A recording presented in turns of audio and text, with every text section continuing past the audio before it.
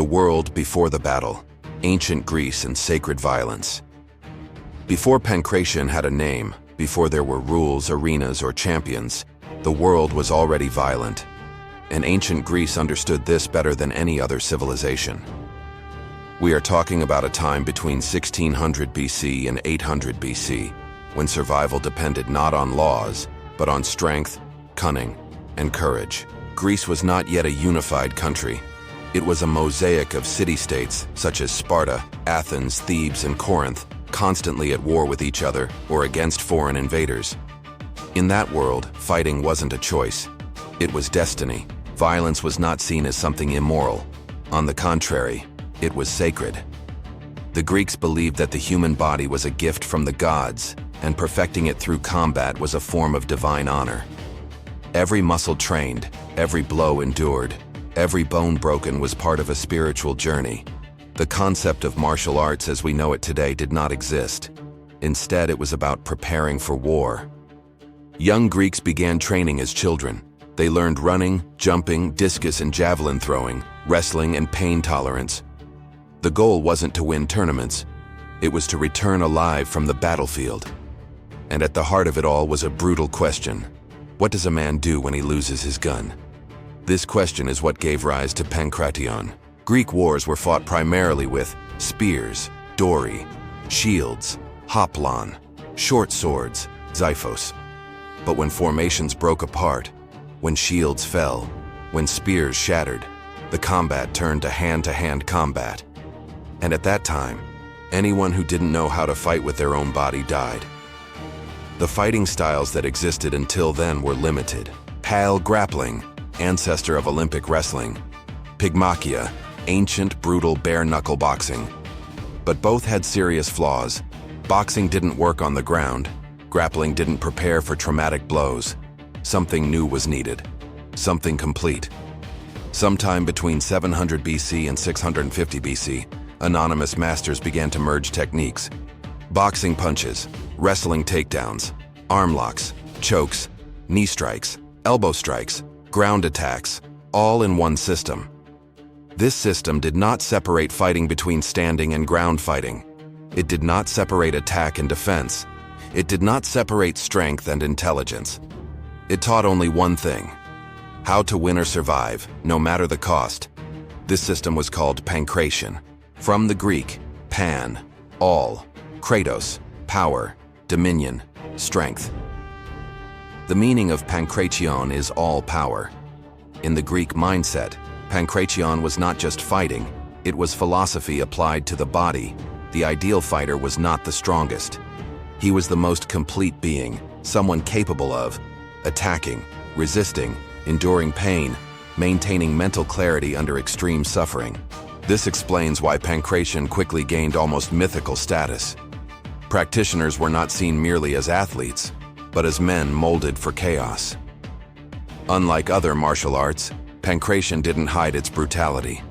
He accepted violence as part of human nature. There was no romanticization, there was reality.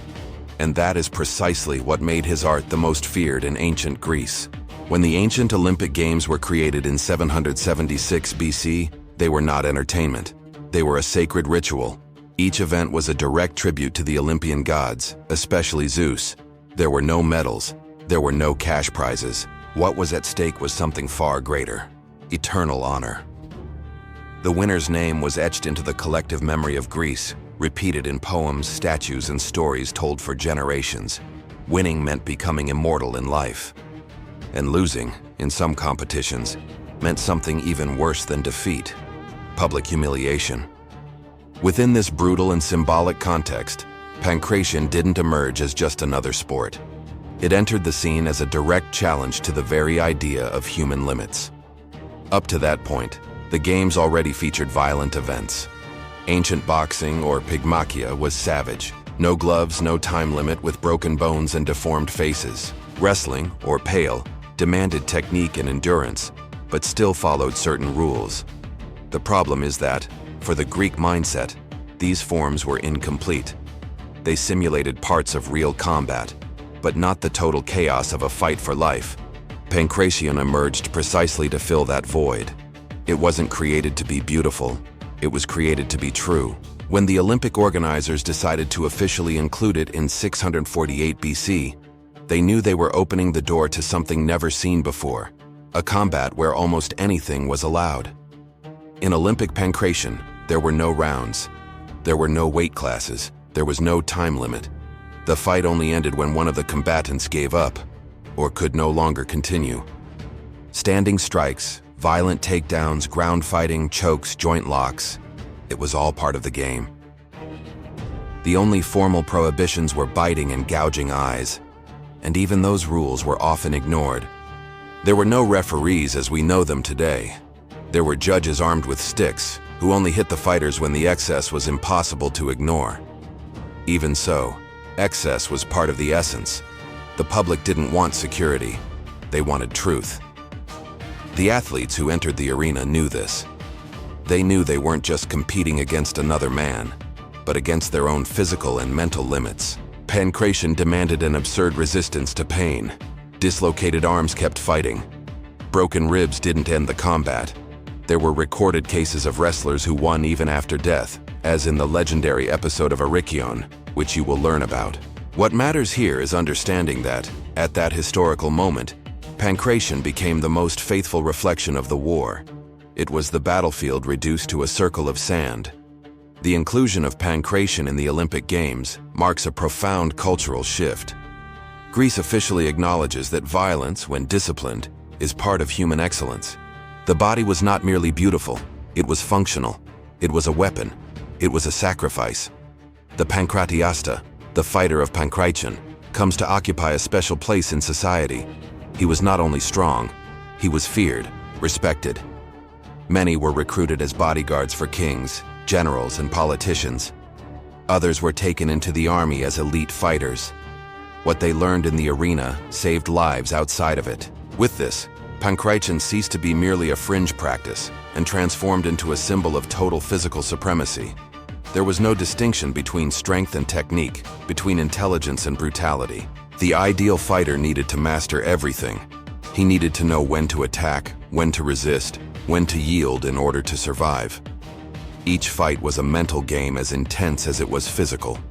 Anyone who entered the arena without emotional control was doomed. Pankration did not forgive impulsiveness. It punished mistakes with immediate pain. From 648 BC onwards, Pankration spread rapidly throughout Greece. Each city-state began to develop its own training methods, technical variations, and local champions. But the essence remained the same: total combat. There was no room for vanity, only for effectiveness. What worked, remained.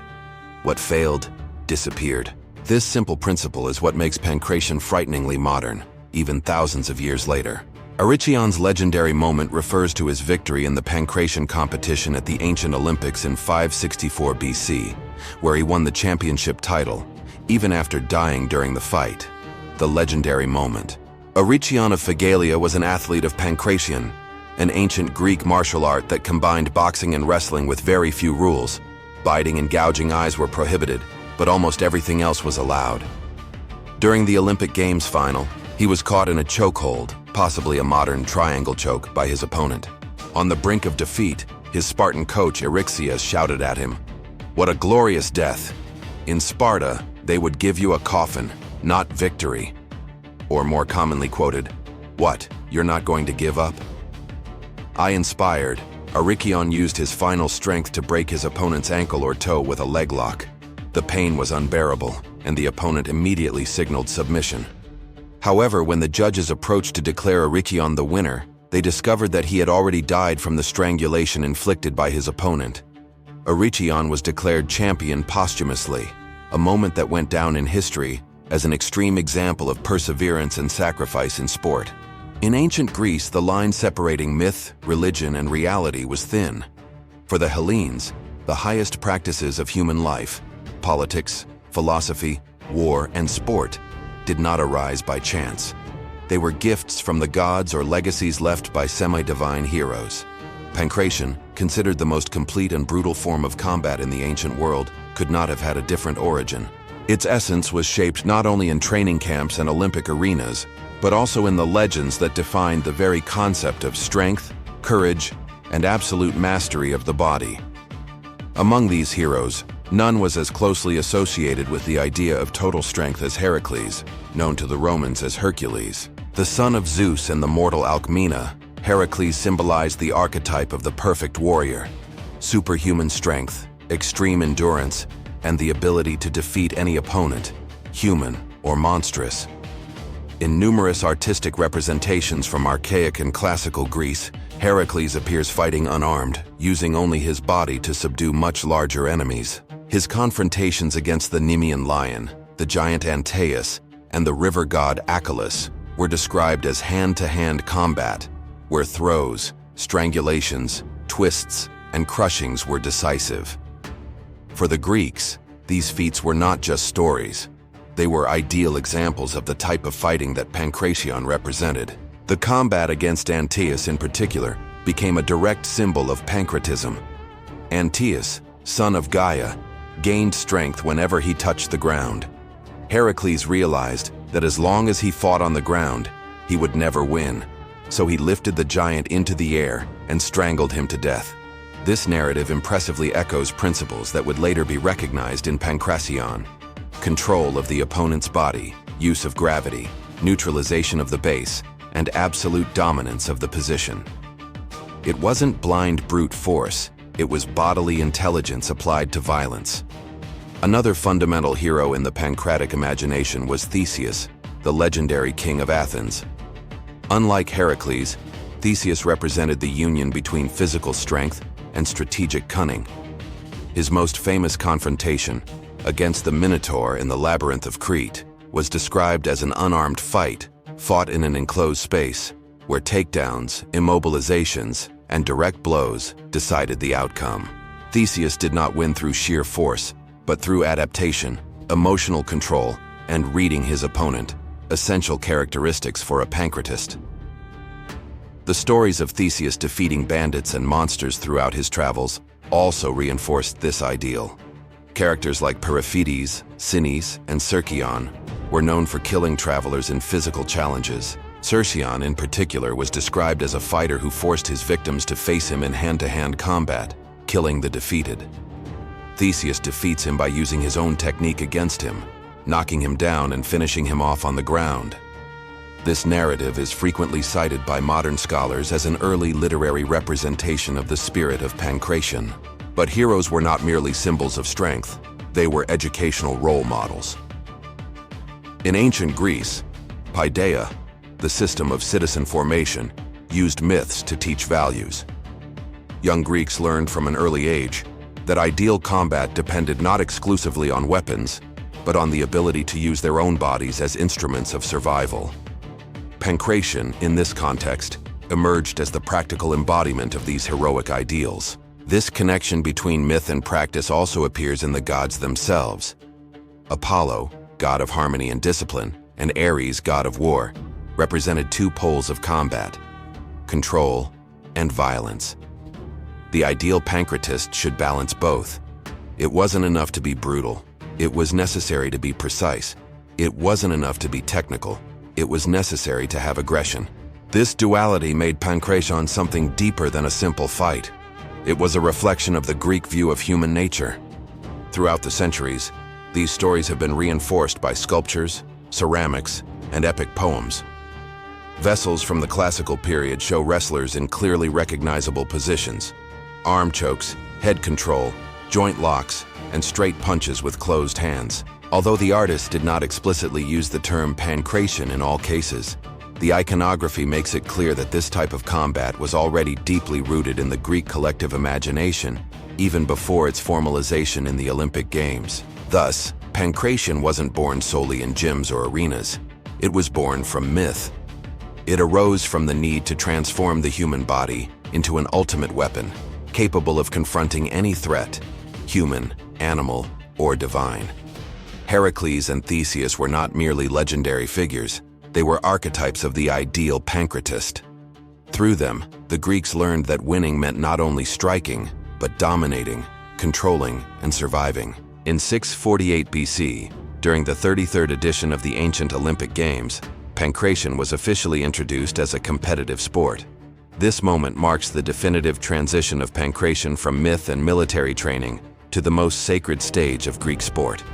Among all Olympic events, none was as feared, as respected, and as close to death as pankration. It was considered the ultimate test of human excellence, the agon teleos, the complete combat. Unlike boxing, pygmy, and Olympic wrestling, pale, pankration had virtually no rules. Only biting and attacking the eyes were prohibited. Everything else was allowed: punches, kicks, knee strikes, elbow strikes, violent takedowns, chokes, joint locks, and ground submissions. There was no time limit. The fight only ended when one of the competitors raised their index finger in surrender, or when they died. The fights took place before thousands of spectators in absolute silence, broken only by the impact of bodies and the sound of the fighters' heavy breathing. There were no weight categories. One man could face another much larger, which made technique, strategy, and body control decisive factors.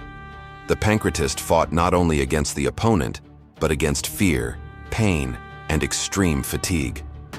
Winning the Olympic pankration meant achieving ultimate glory. The champion received only a crown of olive leaves, but upon returning to his hometown, he was treated as a hero. They received lifetime pensions, tax exemptions, statues erected in their honor, and their names immortalized in poems and historical records. Many were considered to be under the protection of the gods. The training of a pankratist was brutal and systematic. From a young age, the athlete passed through Greek gymnasiums, where he trained under the supervision of masters called paidotribai and gymnastai. The training included running, primitive weightlifting, exercises with sandbags, constant wrestling, and simulations of real combat.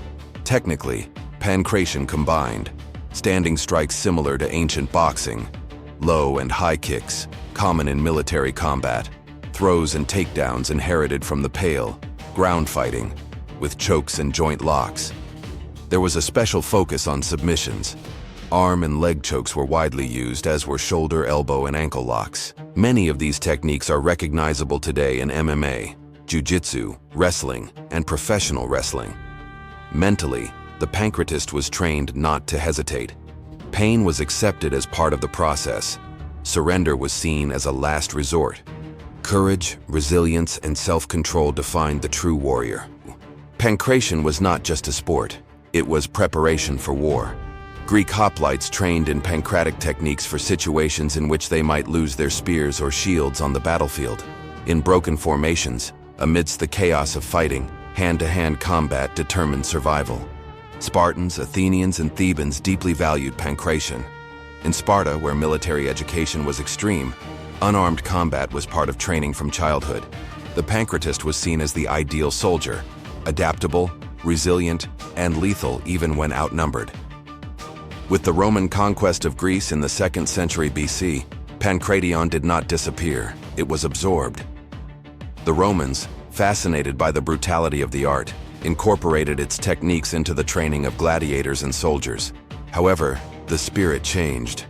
While the Greeks saw pankration as an expression of human excellence, the Romans transformed it into a bloody spectacle. The technique was preserved, but the philosophy was lost. Even so, the body knowledge survived for generations. In 394 AD, Emperor Theodosius IV banned the Olympic Games, considering them pagan. As a result, pankration lost its institutional space. Without arenas, official gymnasiums, and state support, the art went into decline, but it didn't die out. Techniques were informally preserved in military training, regional fighting styles, and hand-to-hand combat traditions spread throughout Europe. In the 20th century, with the resurgence of interest in historical martial arts, Greek scholars began to reconstruct pankration from ancient texts, sculptures, and Olympic records. Then, modern pankration emerged, with sporting rules, weight categories, and protective equipment. In Greece, pankration began to be taught as a cultural heritage. International federations were created, and championships began to take place in Europe and the United States. When modern MMA emerged in the 1990s, many scholars realized something surprising. The concept of total combat had already existed for over 2,500 years. Pankration was, essentially, the MMA of antiquity. Striking, takedowns, submissions, fighting standing and on the ground, adapting to the opponent. All of this was already part of the pancratic mentality. Pankration represents more than just violence. It symbolizes the Greek vision of balance between body and mind. Uncontrolled force was barbarity. Technique without courage was futility. The true fighter should master both. From myth to arena, from battlefield to the modern octagon, pankration has spanned millennia. Even though forbidden, forgotten, and fragmented, its essence survived. Whenever two men engage in all-out combat, seeking victory with their whole bodies, the spirit of Pankration is present. The story ends here. But the fight never ended. We've closed another chapter in our journey, but the adventure continues, as the world is full of styles, stories, and legends waiting to be discovered. And if you're not already following us, we're unlikely to see each other again. But if you are, know that here you'll discover all the martial arts ever taught around the world, each one and its origins. Martial Origins invites you to subscribe to the channel and activate the notification bell to give us that boost that only true warriors possess. And leave your comment below. Share this with a friend so they too can enter the world of martial arts, because perhaps the next video will reveal secrets that few imagine. Until the next journey.